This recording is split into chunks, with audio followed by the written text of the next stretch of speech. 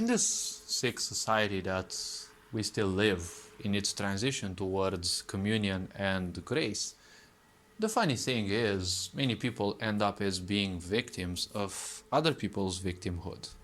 Because let's actually remind ourselves one thing. When we came in this world, we were fresh and pure. We didn't have any knowledge of things, we didn't know any language, we didn't know any of these concepts that one requires to communicate. We didn't know anything literally, we didn't know who built this whole world and, well, what rules and things there are. We just are a piece of life, as one may say, who simply enters and inhabits a physical body for a certain duration until the physical body becomes incompatible, or let's say unable to support that life force. And that's when the life force simply leaves. So if we are technically nothing, then basically everything that we know, everything that we think, everything that we feel, more or less comes from the outside. Now, as one accumulates more and more ideas into the mental state, they can use logics and, different layers of their own existence, of their mental field, to create own thoughts and ideas. But let's not forget that the foundation has always been an exterior one. All the strategies you know in the video games you play, you wouldn't know them if you didn't play the game, which is an external source. Right? The strategies you used, but even those things, the logics of that were formed based on, some previous experiences. Some of them belonging to the mental field, some of them belonging to the physical body's, let's say, instinctives, right? Instincts, or let's say I wanted to say instinctive habits, or, well, habits and instincts maybe. So there is always some other thing, right, that feeds who you truly are, that which is basically a video camera. So in life, if you feel bad for yourself, if you feel shameful and as such, just remind yourself that those are nothing else than external sources. It is enough that you stay more than several minutes around people, close enough to people that, your auras actually overlap. And the point is, when they overlap, there is an exchange of thoughts and ideas. As of what I've been also saying in previous videos, when you say things, right?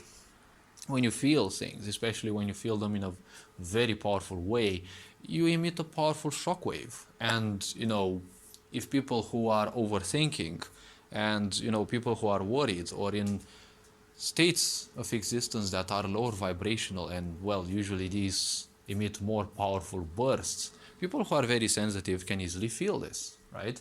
You can easily feel if someone is overthinking, because usually people who overthink, these people are kind of unpleasant in a way. They kind of end up thinking way too much over everything. They are either distrustful, right? Confused all the time. And, this leaves more or less a nasty impression. Well, more or less, but obviously, when one draws the line, they have to take into account the pluses and the minuses of a being and spend some time instead of just, the first impression. So ultimately, whatever you feel like, it is basically taken from other people, most likely your parents, because they are the first source of inspiration, or your tutors, or, the first people who take care of you. Well, one could say afterwards your first friends, school, classmates, all of these actually pile up. Let's not forget that each and every one of us has also their own karma, which means previous lifetimes of, habits and, ideologies, things that have formed cycles of existence that as new lives are experienced, those older cycles, let's call them so, have to be broken.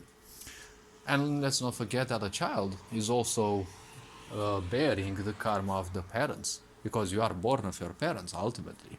So if you feel, like you should victimize yourself, one thing is to remember, don't be a victim of other people's victimhood. You came here as a null, right? You came here as a zero, and, well, guess what? You will leave as a zero, because everything that is physical, you will leave here. All your thoughts, all your memories, the very first second that you your life force leaves the body, all the memories are simply left here. That is why the discarnate beings don't know anything about their previous lives. Yes, it is stored in their, well, let's say, karmic field, but ultimately the point is they are not conscious of those things anymore because they no longer have a discerning mind that the physical body has. So, all this being said, hopefully this was introspective enough. You are appreciated. Take care of yourselves. Ferenc on board signing out.